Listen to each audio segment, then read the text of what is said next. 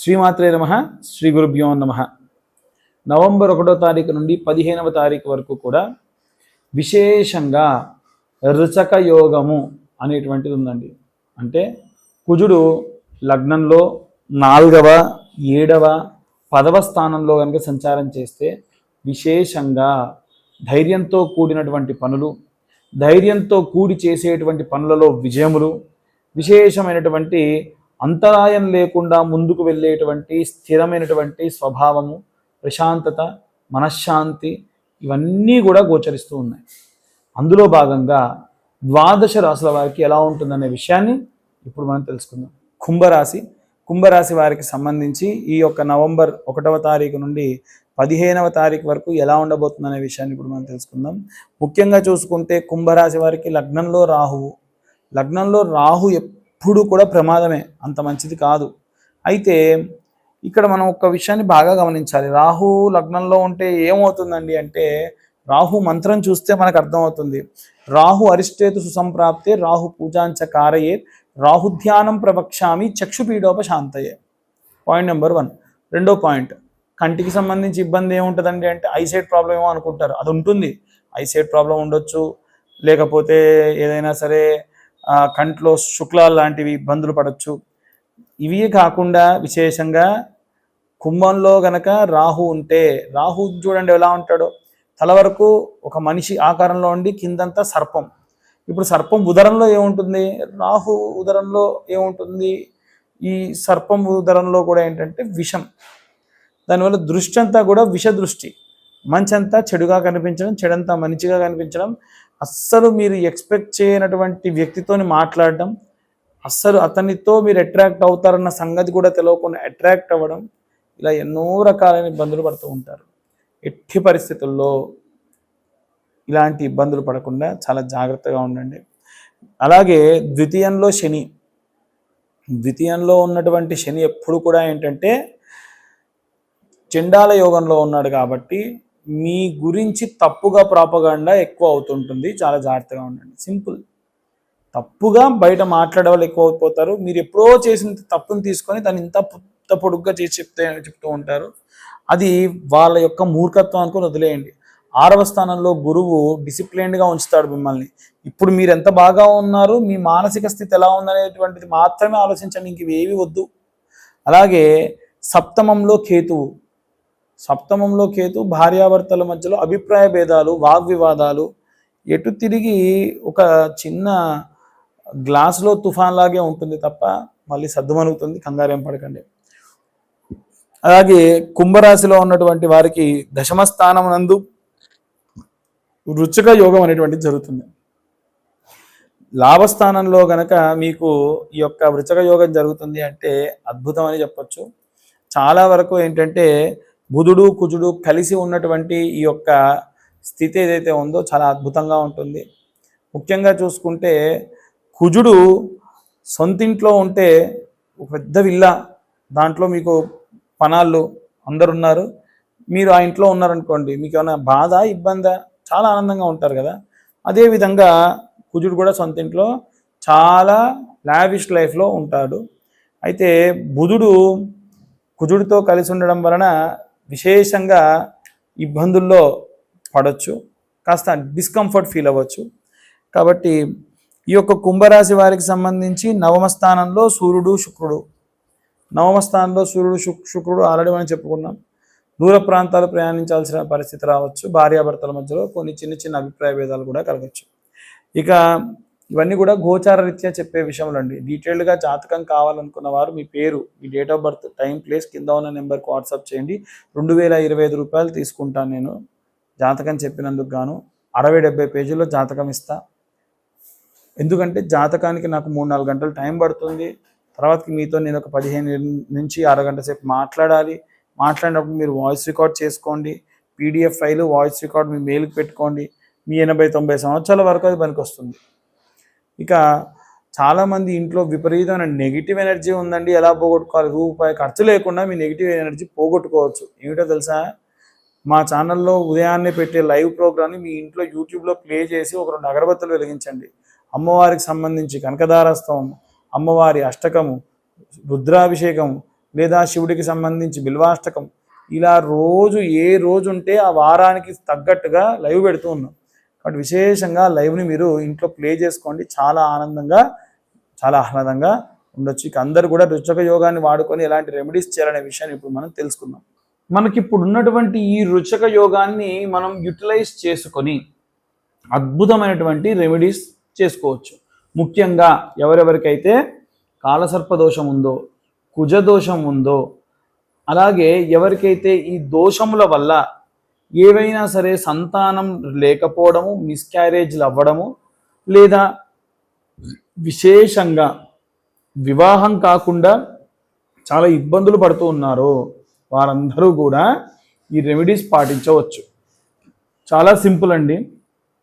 మనందరికీ తెలుసు సర్పదోషాలు ఎలా వస్తాయంటే పుట్టలు ఎవరన్నా సరే కూల్చేస్తే వారి సర్పదోషాలు వస్తాయి. అది ఇప్పుడే కాదు, మనం గత జన్మలో కూల్చిన, మనమే మన వంశంలో పూర్వీకులుగా పుట్టి మన చేతి ద్వారా ఒక పుట్ట కూల్చిన, ఒక సర్పం సంహరించిన, ఆ సంహరించినటువంటి ఆ సర్పానికి సంస్కరణ చేయకున్నా, అంటే పాము చచ్చిపోయింది మన వల్ల తెలియక, దానికి సంస్కరణ అంటారు.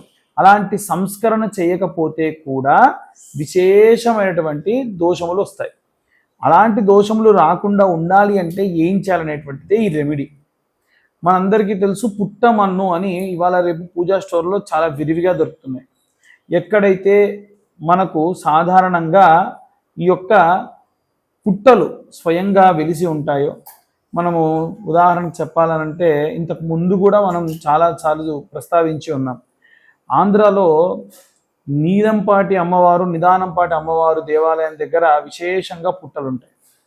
మోపిదేవి క్షేత్రానికి వెళ్ళినా ఉంటాయి. మన హైదరాబాద్కు వస్తే ఉస్మానియా క్యాంపస్ లోపల అమ్మవారికి సంబంధించినటువంటి దేవాలయం ఉంటుంది, అందులో పుట్ట ఉంది. అలాంటి చోటికి ఈ రుచక యోగం ఉన్నప్పుడు, ఎందుకు రుచక యోగం ఉన్నప్పుడు చేయాలనంటే సుబ్రహ్మణ్యేశ్వర స్వామియే ఈ యొక్క కుజుడికి అధిదేవత, ప్రత్యధి దేవతగా ఉంటాడు. కాబట్టి అలాంటి కుజదోష నివారణ కోసము సర్ప సంబంధితమైనటువంటి రుచక యోగం ఉన్నప్పుడు చేస్తే మంచిది. అలా చేయడం వల్ల సర్పదోషాలు, కుజదోషాలు పోతాయి. ఈ పుట్టమన్ను తీసుకెళ్ళి ఆ పుట్టల దగ్గర వేసి కొన్నన్ని పాలు పోయాలి. చాలామంది అంటారు అదేంటండి పాములు నోరు తెచ్చి పాలు తాగుతాయా పోస్తే అంటారు. పాలు పోసేది పాముల కోసం కాదండి, పాము పుట్ట కోసం. ఎప్పుడైతే మీరు పుట్ట గట్టి పడాలి, మట్టి గట్టి పడాలి అంటే నీళ్ళ కంటే పాలు పోస్తే గట్టి పడుతుంది. మనం వేసినప్పుడు పుట్టమన్ను దాంట్లో పాలు కలిసి ఆ పుట్ట చాలా గట్టిదనాన్ని సంతరించుకుంటుంది. దాని వలన సర్పం నివాసం ఉండేదానికి బాగుంటుంది. దాని వలన గత జన్మలో చేసినటువంటి దోషములు ఎన్నో పోతాయి. కాబట్టి విశేషంగా ఈ రెమెడీని పాటించడం మంచిది. ఒకటి.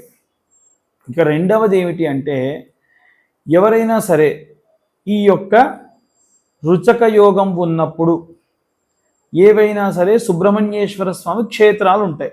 మోపిదేవి క్షేత్రం కానివ్వండి, అలాగే పళని, కుక్కి, తిరుత్తని, తిరువన్నామలై, ఇలా కొన్ని క్షేత్రాలు ఉన్నాయి. సుబ్రహ్మణ్యేశ్వర స్వామి విశేషంగా ఉన్నటువంటి క్షేత్రములు తిరువన్నామలై కాదు, ఇంకా మిగిలిన 6 క్షేత్రములు ఉంటాయి.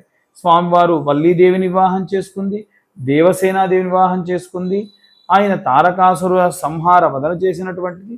ఇలా క్షేత్రాలు ఉన్నాయి. మీరు ఆ క్షేత్రాలు ఏదో ఒకటి దర్శించండి ఈ యొక్క 15 రోజుల్లో, ఆ తర్వాతకు వచ్చేటువంటి 15 రోజుల్లో అయినా సరే. ఈ కార్తీకంలో సుబ్రహ్మణ్య క్షేత్రానికి వెళ్ళి దర్శించి ఏం చేయాలనంటే, ఆ నేల మీద ఉన్న మట్టి ఉంటుంది కదా, ఆ మట్టి తీసుకొని రండి. అంటే దేవాలయం లోపల, దేవాలయ గోపురం కిందనో ఎక్కడైనా సరే, అది ఎవరైనా తొక్కుతూ వెళ్తున్నా పర్లా, ఆ మట్టి తీసుకురండి.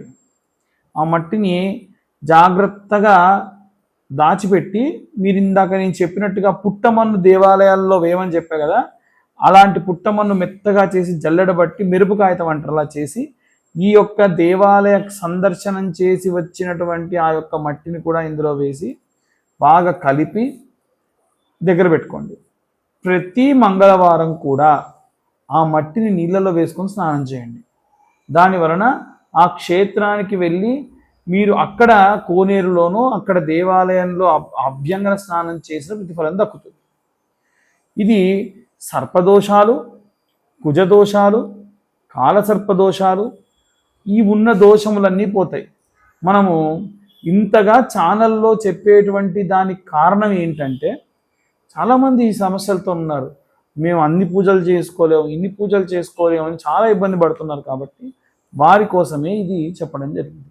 అయితే ఎక్కడైనా సరే ఈ రుచక యోగం ఉన్నప్పుడు కార్తీక మాసంలో రావి చెట్టు వేప చెట్టు కలిసి ఉన్నటువంటి ప్రదేశానికి వెళ్ళి అక్కడ వీలైతే ఏదైనా వండుకొని వెళ్ళి భోజనాలు ప్రసాదంగా స్వామివారికి అక్కడ ఎక్కడన్నా సరే జంటనాగులు ఉంటే అక్కడ స్వామివారికి పెట్టి ఆ కింద కూర్చొని ఆ ప్రసాదం తిని, ప్రసాదం కూడా బెల్లపన్నం కానీ పులిహోర కానీ నైవేద్యంగా పెట్టి ఆ తర్వాత మీరు అది తీసుకొని అక్కడ ప్రదక్షిణాలు చేయడం వలన విశేష సత్ఫలితాలు పొందుతారు.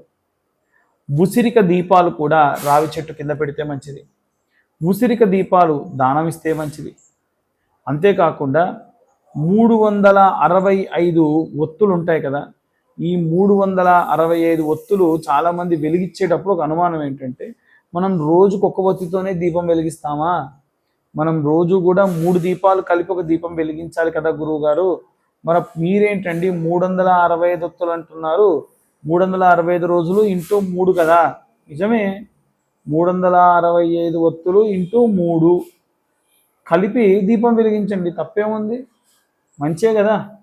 కాబట్టి ఇలా కలిపి దీపం పెట్టొచ్చు. ఇంకొక డౌట్ ఏమిటంటే చాలామందికి మా ఇంట్లో ఉన్న ప్రతి ఒక్కరికి ఒక్కొక్క 365 దీపాలు వెలిగించాలా, లేదా 365 ఇంటూ 3 ఇలా కలిపి ఒక్కొక్కళ్ళకు వెలిగించాలా.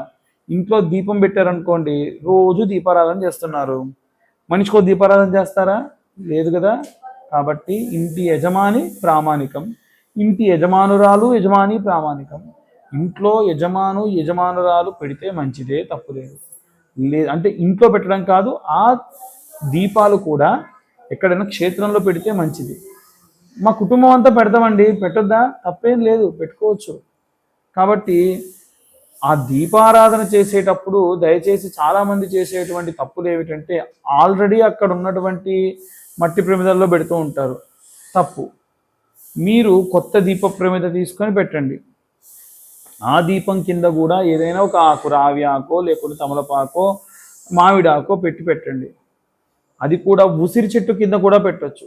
ఇవాళ రేపు చెట్ల కింద పెట్టమంటున్నారు కదా, చెట్టు కానిచ్చి పెట్టడం, ఆ చెట్టు అంటుకోవడం, ఇబ్బందులు పడుతూ ఉన్నారు.